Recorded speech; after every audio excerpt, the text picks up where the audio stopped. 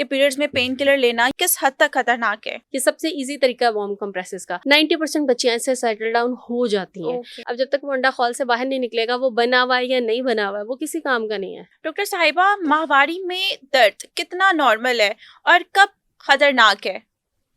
इससे हम कहते हैं मेडिकल लैंग्वेज में डिस्मेनोरिया। ओके।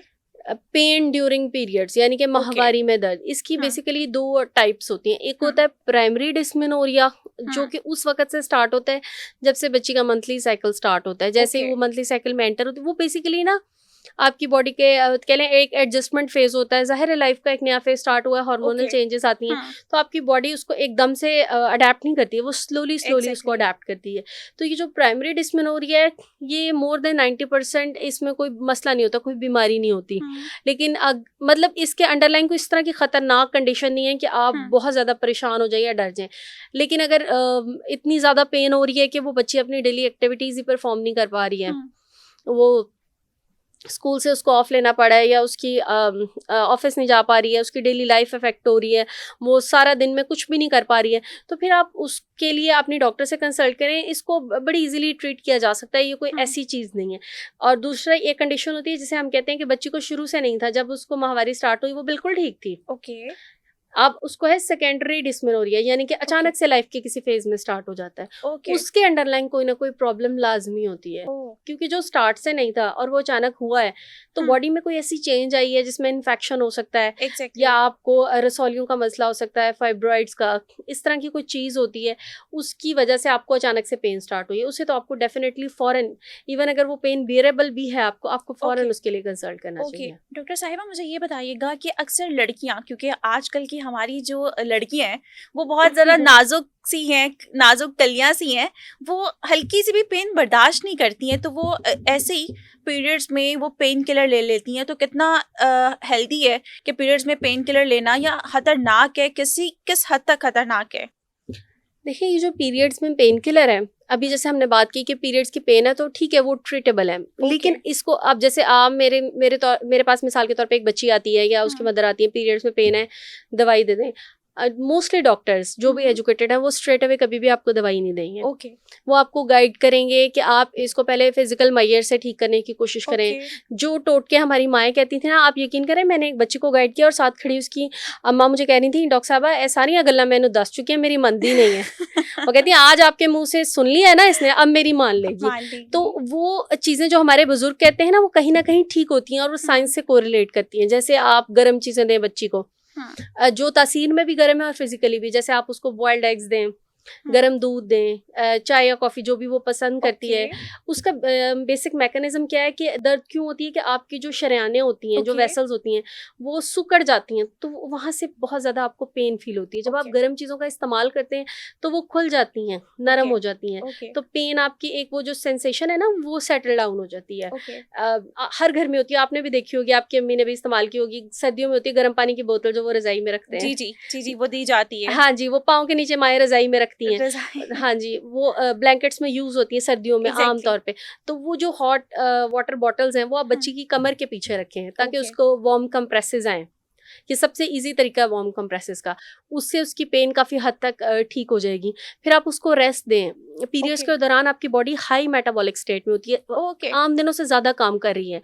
तो हम ये भी एडवाइस करते हैं कि अगर कोई बच्ची फिजिकल एक्टिविटी अच्छी करती है या जिम वगैरह करती है, तो इन दोनों में अपनी बॉडी को थोड़ा सा रेस्ट दें ताकि वो उस वियर एंड टियर को बर्दाश्त कर सकें और वो थोड़ा सा अपने आप को रिपेयर कर सके। आप फिजिकल रेस्ट दें, जो मैंने आपको मेजर्स बताया आप वो दें।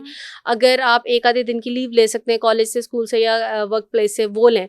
90% बच्चियां ऐसे सेटल डाउन हो जाती हैं। फिर जो रह जाती हैं उनको हम सिंपल पेन किलर से स्टार्ट करते हैं। वो आपकी जो गायनेकोलॉजिस्ट हैं वो आपको प्रिस्क्राइब करेंगी।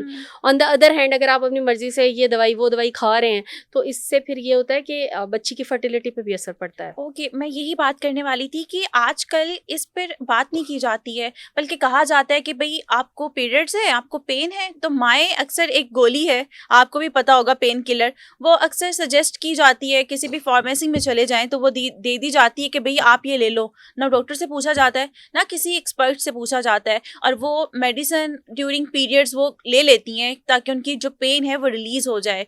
तो ये डेंजरस है अगर उन्हें कोई मसला नहीं है, कोई टेस्ट नहीं करवाया और वो बिला वजह किसी डॉक्टर की हदायत के बिना इसी तरह की मेडिसिन ले रही हैं हर बार हर मंथ।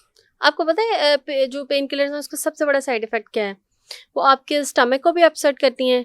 फिर ये कॉमन कंप्लेन है, मुझे लगता है तो आधे से ज़्यादा पाकिस्तान का मैदा ख़राब है, कि मैदा ख़राब हो गया है। वो क्यों? ये ओवरडोज, ये जो सेल्फ मेडिकेशन है, ये एक तो आपके स्टमक को बहुत अपसेट करती है, सेकेंडली ये आपके जॉइंट्स को बहुत अपसेट करती है, फिर घुटनों की दर्द शुरू हो जाती है, फिर उस दर्द के लिए मजीद पेन किलर खानी पड़ती है, फिर उससे और दर्द शुरू हो जाती है। और अगर हम फर्टिलिटी पॉइंट ऑफ व्यू से बात करें तो एक जब आप मंथली साइकिल में जाते हैं, उसके एंड पे क्या होता है, आपके अंडा बनता है, फॉलिकल, जिसने अंडे ने, कहते हैं कि अंडे ने अपने खौल से बाहर आना है, अंडा फटना है और फिर जाके प्रेगनेंसी होती है। तो ये जो अननेसेसरी पेन किलर्स है ना, वो उसमें हम एक कंडीशन कहते हैं, उसे कहते हैं हम अनरप्चर्ड फॉलिकुलर सिंड्रोम, यानी कि वो अंडे को फटने नहीं देती। अब वो बच्ची जो है वो पीरियड्स के स्टार्ट से पेन किलर्स खा रही है, हाँ वो खाई जा रही है पेन किलर्स। अब वो शादीशुदा है, वो कंसीव नहीं कर रही है, डॉक्टर के पास जाती है जी, अच्छा ये पेशेंट आके खुद अपने मुंह से कहते हैं मुझे अंडों का अल्ट्रासाउंड कराना है, मेरे अंडे बन रहे हैं कि नहीं। अब वो अंडे बन तो रहे हैं, लेकिन आप इतनी ज़्यादा कुछ अननेसेसरी मेडिसिन की ओवरडोज कर रही हैं कि वो बने हुए अंडे अपने खौल से बाहर नहीं निकल रहे। अब जब तक वो अंडा खौल से बाहर नहीं निकलेगा, वो बना हुआ है या नहीं बना हुआ है, वो किसी काम का नहीं है। ओके, और यही मेडिसिन है जो कि उन अंडों को होल से बाहर निकलने नहीं दे रही है। बिल्कुल, मैंने इसके लिए आपको एक टर्म किया, आप अपने जाके सर्च इंजन में लिखें गूगल में, अनरप्चर्ड फॉलिकुलर सिंड्रोम, नीचे लिखा आएगा कि अंडा खौल से बाहर नहीं निकलता। वजह क्या है? Overdose of pain killers.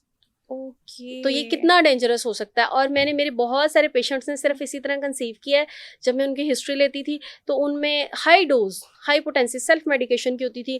Periods के डेज में पेन किलर्स खा रहे हैं, उसको हम छुड़वा के सिंपल मैयर्स पे लेके आए, जिन पे अभी हमने बात की है, और वो माशाल्लाह इजीली कंसीव कर लेती हैं। ओके, मतलब ये बहुत ज़्यादा आगे जाके डेंजरस हो सकता है। टेम्परेरी तौर पर आप तो ले लें, लेकिन उसको आपके जो जिस मकसद के लिए आप ले रहे हैं वो मकसद आपका पूरा हो सकता है, लेकिन लॉन्ग टर्म के लिए आगे जाके आपकी जो भी मैरिड टाइप है उसमें मसला आ सकता है। तो ये आपने बहुत क्लियर बात बता दी है।